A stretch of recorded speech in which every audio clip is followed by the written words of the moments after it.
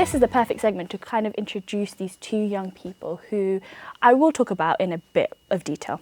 Now, joining us today is Rayhan, a 21-year-old graduate from the University of Birmingham, as well as Dawud Mustafa, who of course is joined with us today, also a soon-to-be graduate from the University of Birmingham, from the same university basically. They're not best friends, but they're friends, so I've been told. But I must say, of course, they both walked from Leicester to, I believe, Snowdon to raise money, and it was for vulnerable children in Bangladesh. And of course, in doing that, they did that in collaboration with a big name within the non-profit industry. And their goal now is to raise actually £10,000, which actually seems like it's a lot, but for them, I'm sure it will be nothing at all because I'm sure they've done this before. But inshallah, you guys are going to help them through this and we're going to ask them more questions about this. So welcome to the show, guys. Thank you. Thank you for having us. You're very welcome. How are you guys today? Alhamdulillah. Feel good. Good. How are you feeling? I feel good. Yeah? Good. Because you guys came, apparently you guys came to the studio for 8:30, I see. Yeah. We came at 8:30 a.m. You guys had a bit of fun in London, I guess. Yeah, you could say that, yeah. Cool, fine. So tell me a bit about yourselves. What do you guys do? So let's start off with Rayhan. What do you do now? So I'm going to be I've graduated now. Alhamdulillah. I'm going to be starting my job in September, inshallah, electrical engineering. Amazing. And that's where this idea kind of came from, really, because I'm going to start that soon. Okay. But yeah, that's really it, really. We're going to go into the idea in a bit. And Dawud, what about you? So I'm just finishing my final year at university, studying geography, and I'm going to graduate in July, inshallah. But the past few years, I've just been travelling a lot, and again, that's where we'll get into it later. But it ties into the idea of Bangladesh being one of the most recent places I travelled to. Okay, fine. Let's talk about the initiative. Whoever wants to take their turn, you guys go for it. Tell me about the initiative. Shall I start? I think it starts with you. Yeah, so it was a 2 a.m. idea, I'll be honest. 2 a.m? Yeah. Very random. Yeah, it was a very random idea. I was just awake and I was like, I've got 3 months until my grad job. What can I do that's just a bit crazy? Then I was like, oh, what if I just walk to Snowdon? So... Very random. I would not be thinking about walking at 2 o'clock in the morning. But yeah, go on. I just wanted to see if I did it. And then I suggested it to my cousins because I was on call with them. And they laughed. Yeah, they doubted me. They were like, no, you're not going to do that. You proved them wrong, didn't you? That's where it all came through. Okay. That's like, all right, cool. You say I'm not going to do this. I'm going to show you I'm going to do this. The next day, I go with my contacts and I ask someone. He was like, a bit 50-50, not sure if I want to do this. Then I see this guy's number. But wait, you guys aren't best friends, right? I would think of my best friend in a moment like this. Yeah. But you guys are close. Amazing. Yeah. So that's why your number came up, probably. Yeah. So we know each other. And I just know he's just crazy. He just does something When you say crazy, stuff. what do you mean? If you see his Instagram, Yeah. you will see that he's done some crazy stuff like, what was it, climb on a coal mine train. Oh, that's a bit random. Oh, God. There's like loads of random stuff that he's done. He's just known for that. So when I was going through my phone contacts and I saw this guy, I was like, he's immediately going to say yes. Yeah. So then I messaged him and he goes, yeah, cool, let's do it next week. I said, hold on. Let me train a little bit because I've never done anything like this. Yeah. You know what I mean? This is still crazy to me. And that's where the idea kind of came through. And then I was like, okay, cool, I want to do it for charity. I recently went to Bangladesh and I saw loads of kids just living on the streets. And it was all things that I thought kids shouldn't have to struggle with. No, of course. With like food, just like basic necessities like clothing, toiletries, all these kind of things that I saw. And I was like, I really want to do something about it. And so that's what this came into. I was like, I'm going to prove not only my cousins and my friend that I can actually walk from Leicester to Snowdon, which is over 250 kilometres. But I'm also going to do it for a good cause. Of course, yeah. And then that's where I called in this guy as the cavalry to come join me in my mission. And that was it. And now you guys are here. He immediately said yes. Yeah, I like to think I was the only guy who actually believed in Rayhan because as soon as he pitched the idea to me, I immediately saw it as doable, to be honest. I told him, yeah, it doesn't matter about training, like sure, do your training and that, but it's more going to be a mental struggle than a physical struggle. So, you know, you're a mentally strong guy, you can get over this. Now, before this, I think the reason why I must have came to his head is like only 2 months before he'd called me while I was like sleeping somewhere in a train station in a foreign country. Random. Okay. And he'd just been asking about my travels over the last few years, and he was kind of like, this is crazy, you need to start making videos on Instagram. At that point, I wasn't making videos, and he kind of inspired me, being like a media guy himself, you know, he's got a history in editing and things like that. He's amazing at editing. So he was like, yeah, you have so much potential. Yeah. So from that side, he was drawn to me being the guy who could like accompany him on this trip and like push him through. I mean, from the random things that you've just told me in this 5-second conversation, I can say, yeah, you were definitely the right guy for it. But yeah, talking about that, let's go see the journey, because I know I've managed to get a small clip and we'll watch that and come back. Yeah? Yeah. Sounds good.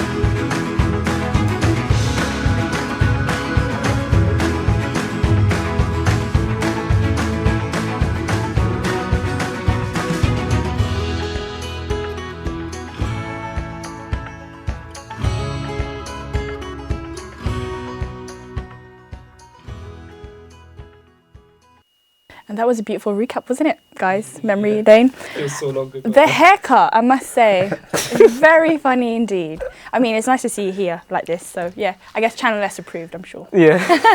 But okay, tell me why you guys chose to kind of go down the route of actually helping vulnerable children versus any other sort of, initiative. I mean, in Bangladesh, there's so much to do now at the moment. So why did you guys specifically choose that?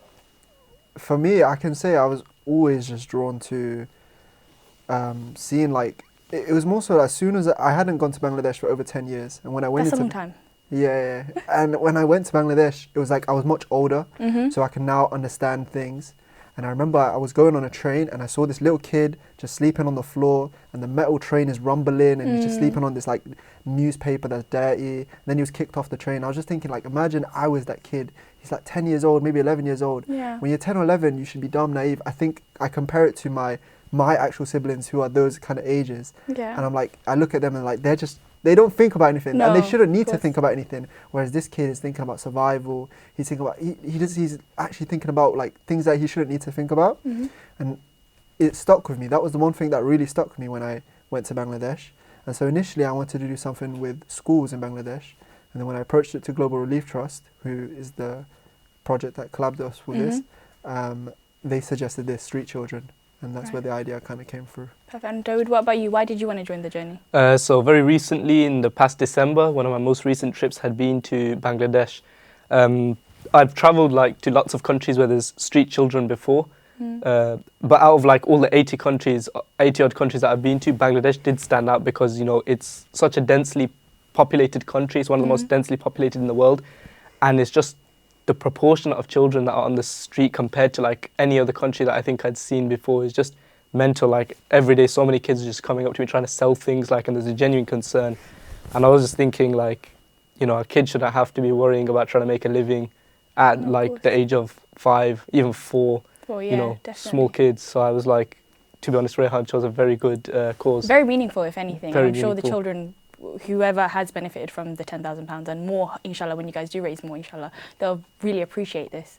But why did you guys specifically choose the target of £10,000? Was it more doable at the time? Why the £10,000? I can speak on this actually. Yeah. So initially I actually didn't want to say £10,000 because I didn't think we'd be able to raise £10,000. Yeah. I thought maybe £2,000, max. Yeah. And then the charity, Global Relief Trust, which is part of this whole project, is to fund an orphanage that is going to cost about £1 million.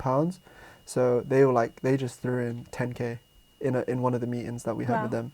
And I was like, I don't know if we can do that. I've never done anything like this. I don't know if we can raise £10,000. And then subhanAllah, in maybe like the first hour, we got to £1,000.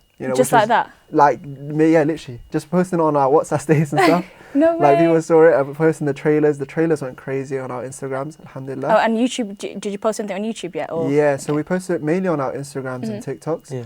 But predominantly on Instagram at the moment. Inshallah, there will be a YouTube video documenting the whole journey.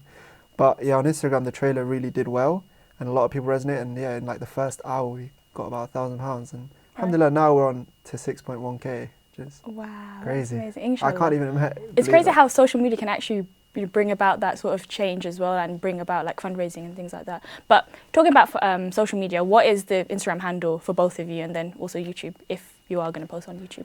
Yeah, so mine is Rayhanulc, so it's RayHanulc. Perfect. Guys, just note it down. Yeah, it's on everything. It's Instagram, on the screen, we can see YouTube, that now. TikTok. And yourself? Dawud the Nomad. Well, Dawud. Quite the suitable name, must say. Yeah, Dawud the Nomad on everything. On everything? Yeah. Okay, perfect. Fine. LinkedIn as well, guys, I'm assuming? Yeah. Okay, fine. Mine is on LinkedIn as well. I'm just saying, guys, graduate jobs are the best on LinkedIn. I'm just rooting out for LinkedIn over here. But yeah, fine. So, I mean, how do you guys feel now that you've been able to accomplish such an achievement? What's the future saying now for you guys? Except for work. I'm not talking about work. Well, what's the aim? As for me, on the last day at Snowdon, some of the people who came with us to the mountain were actually like frequent hikers, and they scouted me as a guy who's like always hiking. So this month they've like come up with a new challenge for me, and that's to now climb 15 peaks in 24 hours for Yemen.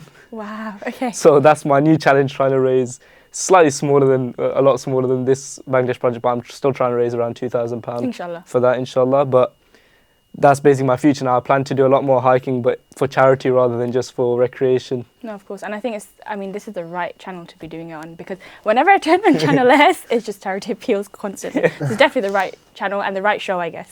And what about you, Ryan? Me, I'm not doing it.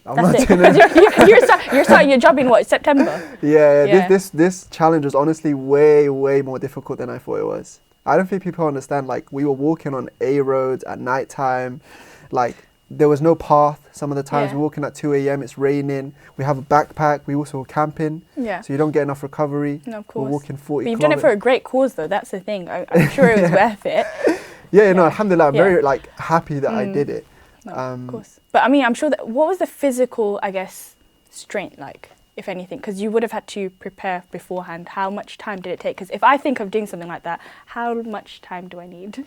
Yes, yeah, so that's what I want to know. Do you want to start off with your training, then I'll say You want me to do my training? Yeah, because this training was nothing. I did nothing because when I travel, I tend to just carry a backpack and walk miles anyway. So in the past, just because I got stranded in Patagonia, for example, this is the story I was telling Rayhan, I had to walk from Chile to Argentina. So obviously Chile's not as wide as Leicester to Snowdon, but as in it's just the fact that I'm used to walking with a backpack. That was another reason why he was like, yeah, this guy's... He's perfect guy. Yeah, exactly. Around what were you? Me, I tried to train. Yeah. You tried? Okay. Yeah, I tried. Were you there suffering like, I can't do it anymore, less sets? I did because the thing is, on average, we did about 40 kilometers of walking every single day, about 9 hours of walking. So I every now and then I would throw in a little 15k walk, but nothing I trained for actually was comparable to what it actually was like. So I wouldn't say I did good training. I feel like I should have done more training. I think mainly what hurt was our feet. Your feet? Yeah. No, obviously your feet. Obviously your feet. Fair enough. Okay. Yeah. Well, okay, that's something to bear in mind then. So what are the other challenges, I guess, someone would encounter if they were doing something like that? Yeah, so I think one of the main things is people don't understand is the route and the kind of terrain that we're walking in. A lot of the times, like we said, it was A roads. There's no path. Cars are coming at you at maybe 70 miles per hour, and you're going on these like grass paths that have maybe stinging nettles, are very thick as well. You're carrying this large backpack. I think one of the tips is definitely have good shoes. Initially, I didn't have really good shoes. And did you get them? Did you stop on the way to get some good shoes? The charity guys, thankfully, they helped me and gave me some shoes, basically, that made it a lot easier. Okay, fine. And yeah, it's mainly the terrain, and also like because you're walking for a very long time, to obviously have like your electrolytes and all that kind of stuff. And even like also it rains sometimes, so we had to have waterproof gear, and all those kind of things, basically. Wow, so it's not just about preparing yourself, but you also have to kind of shop and everything else before then, hey? Yeah. Well, if you guys had to sum up in a few words what your journey was like, what would that be? That would be the last question because I think we have to go on to a break. That was it. Yeah, I think it's very fulfilling. Definitely the most fulfilling thing I've done out of everything I've ever done. So I'm so glad I've done it, and I'm so glad it's brought me into a future of hopefully doing more things for a similar cause. No, of course, inshallah. What about you? I'd say if you're a young person that is thinking they want to do something and everyone else is telling you that you can't do this, prove to them that you can go and do this, yeah? Because I proved to my cousins and all my friends that put wagers on me of not getting to Snowdon. Prove them right. Yeah, prove them wrong actually. Yeah, prove them wrong. Yeah. Yeah. And alhamdulillah, just go out there and go do your thing. You can definitely do it. No, definitely. Well, Rayhan and Dawud, thank you so much for being on the show today. Thank you for having us. I genuinely learned a lot because maybe I might just do a walk. Who knows? Who knows?